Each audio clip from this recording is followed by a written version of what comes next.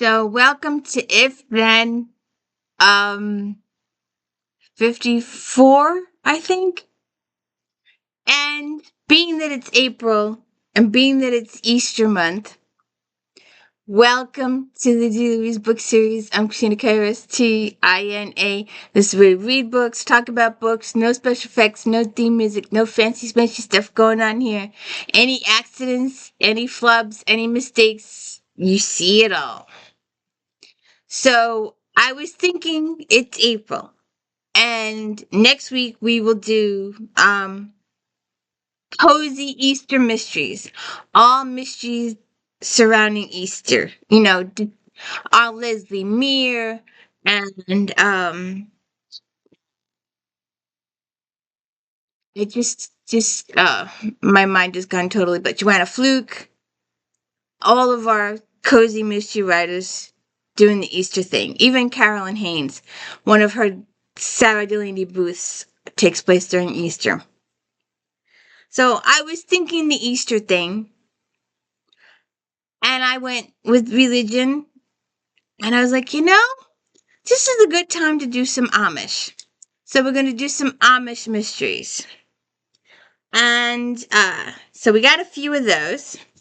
We got Her Own Wish, Shelley Shepherd Gray.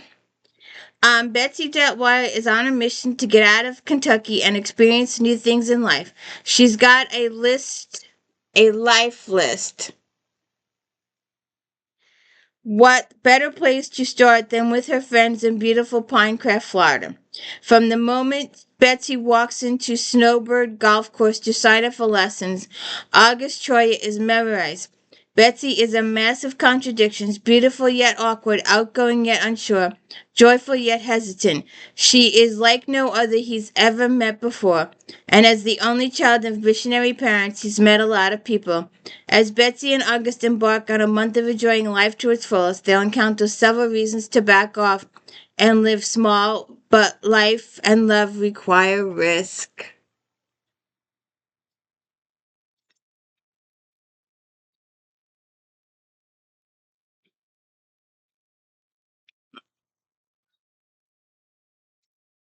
Let's see. We got two of hers. Susan Woods Fisher. Haunted by personal tragedy, Lucy Wilson arrives in Rowan County, Kentucky in the spring of 1911 to assist her cousin Cora Wilson Stewart, superintendent of schools. A fish out of water, Lucy is appalled by the primitive conditions and intellectual property she encounters. Born in those very hills, Cora knows the twin plagues of illiteracy and poverty. So does Brother Watts, a singing school master who travels through the hills involving Lucy and White. Cora hatches a plan to open the schoolhouse to adults on moonlight nights. The best way to combat poverty, she believes, is to eliminate illiteracy. But will the people come?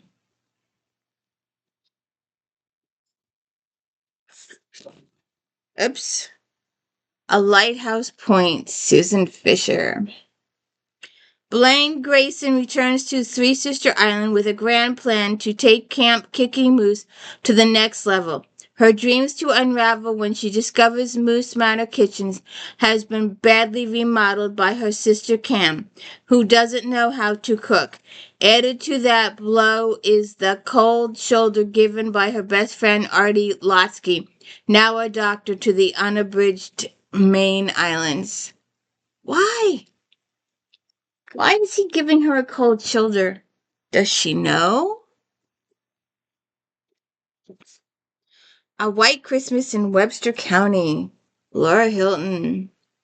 Mercy Lapp is ready for a fresh start, having lost her fiance in a fishing accident during his rumptious spring.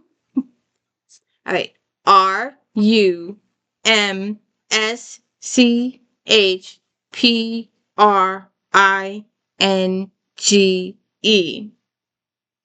She escapes the painful memories by moving from her community in Shipshewana, Indiana, to Seymour, Missouri, where she takes a job as a mother's helper. She isn't exactly shy, but she's hesitant to get involved with the youth in the community because she isn't going to stay.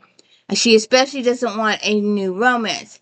Abner Hilty is excited to see his twin brother Abram for the first time in years. The two fled their hometown of Shipshewana when their witness of a murder put their lives in danger. Abner heading to Montana to work on a ranch and hunt big game. Abram meeting a girl in Missouri, marrying and settling down there. Abner decides to spend the holidays with them in Seymour, but he has every intention of returning to Montana, maybe even for good. At a chance encounter, Abner is immediately drawn to Mercy, and even more so when he realizes that they've met before back in Shipshewana. Initially alarmed, Mercy soon warms to his attention. She also branches out and begins attending youth functions, forming new friendships that are solidified during a rare snowstorm. Just when Mercy and Abner are beginning to think about a long-term relationship, Mercy gets a phone call that changes everything. Wonder what happens there.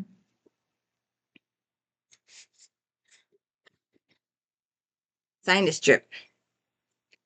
As someone who spent his entire life drift in the foster care system, Jace Edgar always dreamed of one day putting down roots and starting his own family. But when his fiancée is killed in a tragic accident, his plans and sense of purpose are shattered. An opportunity to serve as youth pastor in Kansas might be his chance for a fresh start, but he can't seem to set aside his doubts long enough to fully embrace life. After all, how can God, who's supposed to be a good, allow such terrible things to happen? I got that question too. I got that question. Laurie Foster is battling her own challenge due to a strained relationship with her father and hidden eating disorder. She's never been sure she's worthy of love. She conceals her insecurities beneath her spunky personality, and even her best friend Kenzie Settler, a former Amish woman living apart from her family in the English world, doesn't realize how desperate Laurie is for change.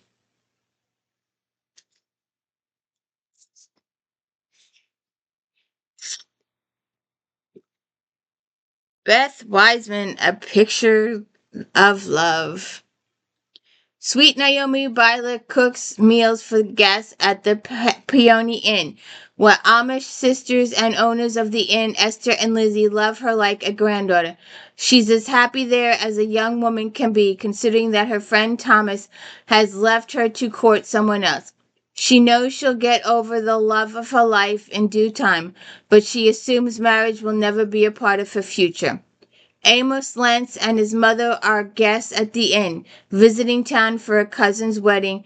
Attending a wedding is the last thing Amos wants to do, since his own fiancée Sarah just died tragically a year ago. Naomi and Amos understand each other's grief and become quick friends when they discover their mutual love of painting. So their love evolves over painting and talking art. The girl in General Hospital's doing that too. Amy CLIPSTON, Jam and Jelly Nook. I think I've got a couple of hers. Let's see. Since her husband died 7 years ago, Leanna Wedge has done her best tending to her son Chester and running her jam and jelly nook at the Amish market. Then she enjoys seeing her cousins and customers at the marketplace. She wishes she could find more time for her rebellious teenage boy. Emery Spiker is an Amish widower, and his teenage daughter Maggie is still very rough from their loss. One night, Emery encourages Maggie to attend a youth group gathering, and when the police pick her up for trespassing, Emery worries she'll never want to leave the house again. That same night, when Chester also gets in trouble, Leanna comes to the police station to fetch him. There she meets Emery, and over time they become close friends and they bond as single parents, and maybe they'll become the Brady Bunch.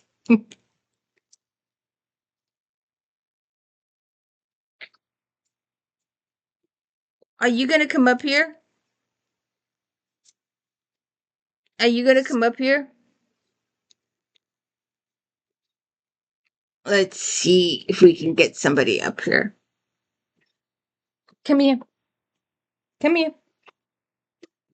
Come here. We're doing some Amish mysteries and love stories. What do you think? Do they get your pussycat approval?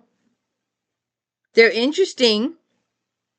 And we have one murder mystery. We have a couple murder mysteries, but one murder mystery I didn't know was Amish till I read it. Till it came up in Flashback Monday. I know she's an Amish author now because she's come up in Flashback Monday quite often. Well, let's get to it. We'll get to her in a minute. Amish Secrets, Marta Perry. She comes up often too. Rachel Hurst sacrificed the life she wanted to stay home and care for her father and siblings after her mother's death, but now her father has decided to remarry and there's no room for Rachel. No room for Rachel! Desperate to find a job, she accepts the position of housekeeper for a wealthy elderly woman in her isolated mansion. Jacob Beller thought he had gotten over Rachel's rejection, but when she arrives as the new housekeeper, he's battered by both joy and bitterness at seeing her again. When odd near accidents threaten the elderly woman's well-being, her relatives are quick to point fingers, but Rachel suspects someone is intent on harming her employee. When no one believes her, the only person she can turn to for help is Jacob. Oh, don't you hate those kind of stories? Where stuff happens and nobody believes, people believe you're crying wolf or something. I don't like those. I hate those conspiracy books. Steadfast Mercy, Ruth Reed.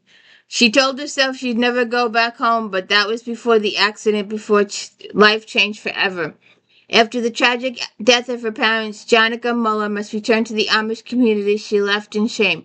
Tasked with settling her father's estate, she plans to keep her visit as brief as possible so she can return to life with Ephraim, a widower who has offered her and her 5-year-old son the stability of family. But Jonica's childhood home in Poison, Michigan won't let her go quickly.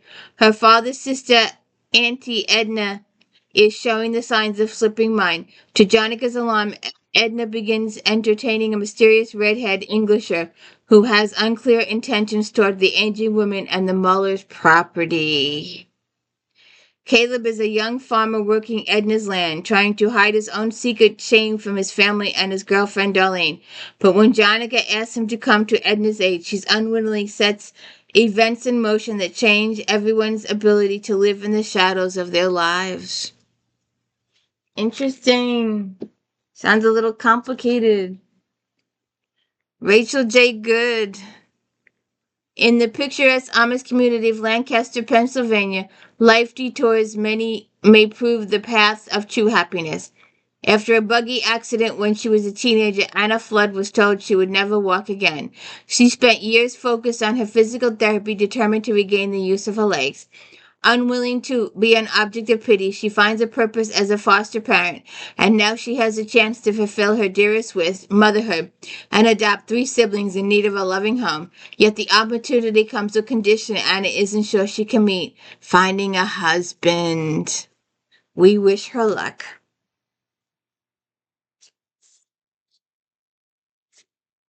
A Patchwork Past, Lizzie Gould. I think, did we do one of hers already? I know there's 2. When Wild Sophie Denner, the daughter of an Amish bishop, is forced to return to Nappy, Indiana quilt shop, owner Jane Berger is one of only a few who welcome her back. It's the first place she wants to be, but Sophie's recent illness requires that she lay low for a while. As Sophie recovers, she befriends a group of migrant workers and is appalled when one of them is detained and threatened with deportation. That sounds familiar. Have we been in this situation before? What's going on in the real world? No politics here. So Sophie finds respite from the world in the quilt shop. Jane begins to tell her the story of the Amish ancestors who rescued survivors of the Great Chicago Fire of 1871. That poor cow. That poor cow has been blamed for all eternity. Many of whom were Irish immigrants, and Sophie is more convinced than ever that she needs to fight for the powerless.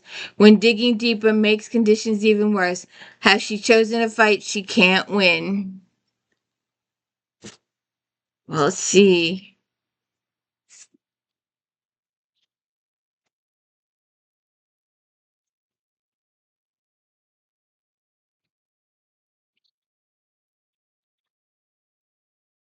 Wanda Brunster. She's come up a lot in Flashback Monday. A lot. She's a very good author.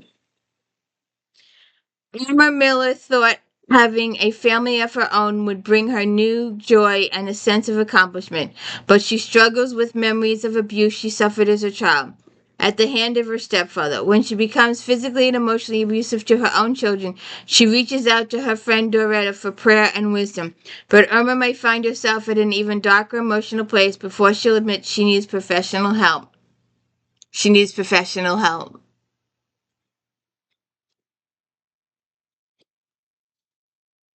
The Protector, another Wanda book. I like these both, so I chose them both. Rosa Petersheim hasn't returned home after going out with her Amish boyfriend and his friends. As more hours pass, her family grows concerned. Norman Petersheim always considered himself his sister's protector, and he can't believe she would have left home of her own accord.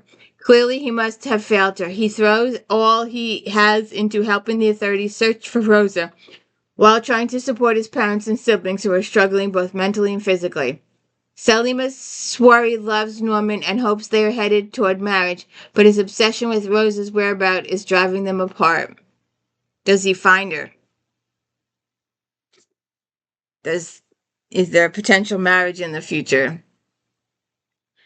When the bishop needs an alibi. Amish Bishop Henry Lapp eagerly awaits the annual arrival of 20,000 sand-tailed cranes to the San Luis Valley of Colorado, but his visit to the Monte Vista National Wildlife Refuge reveals more than just a miracle of God's creation. Hidden among the bulrushes and cattails is the body of a deceased woman. Oops. As the local authorities attempt to unravel the mystery, Henry feels God's calling to use his extraordinary talent to aid in the investigation. His ability to draw from memory and photographic detail could help solve this case. See what happens. Catherine Fuller, matched and married. Margaret Yoder can't seem to catch a break, even though she's dedicated to her Amish faith. Her wild rampage won't stay in the past, and her mother's keeps pressuring her to get married. To placate her mother and get away from her former friend, she decides to return to Birch Creek, to visit family and pretend to find a husband. Like Margaret, Owen Bottrager isn't looking for a spouse, something that's hard to avoid in Birch Creek, where an ad for brides in the local paper has brought a swarm of single women to the thriving town. When he meets Margaret in an unexpected way, they discover they have much more in common than they ever expected. See what happens. Up, another one by Miss Lewis, but this is thick. The Heirloom. I wanted to see this because it said the heirloom. I was wondering if there's a family heirloom. Let's see. After her widowed father remarries, 19-year-old Clara Bender is no longer needed to help run his household. Marriage seems like her best hope of moving out, but there are few young men in her tiny Indiana Amish community. When she comes across letters from her mother's Aunt Ella Zook, Clara sets off to Lancaster County's Hickory Hollow to decide where her future lies. Ellie Mae is not quite ready to move from the farmhouse where she and her recent deceased husband spent over 50 happy years, but her children are eager to resettle her and making Clara's visit seem like an answer to a prayer. The two women form a warm bond by restoring an heirloom wedding quilt and sharing their lives, but Ella confiding about tragedy from her courting years. Eventually, Ella Mae suggests Clara stay for the summer, allowing Ella more time with her and giving Clara an opportunity to meet the area's young men. We'll see what happens. And our final mystery of suspense that you don't, when you look at these books, you don't think Amish. Because, I mean, well, this could be anything. But they got nice, colorful, bright spring atmosphere. warm covers, inviting, well, maybe not laundry, but I'm losing my point here, aren't I? Spring, farming, warm. You don't expect murder. Linda Costello. She doesn't fit the mold, does she? Over a decade ago, beloved Amish Bishop Anastovils disappeared without a trace. When skeleton remains showing evidence of foul play are unearthed, his disappearance becomes even more sinister. The elders arrive in Painter's Mill to ask Chief of Police Kate Burkholder for help. She quickly realizes she has a personal connection to the crime. The handsome Amish man who stands accused of the murder, Jonas Bowman, was Kate's first love. Forced to confront a painful episode from her past, Kate travels to Pennsylvania, KASHAQUILLAS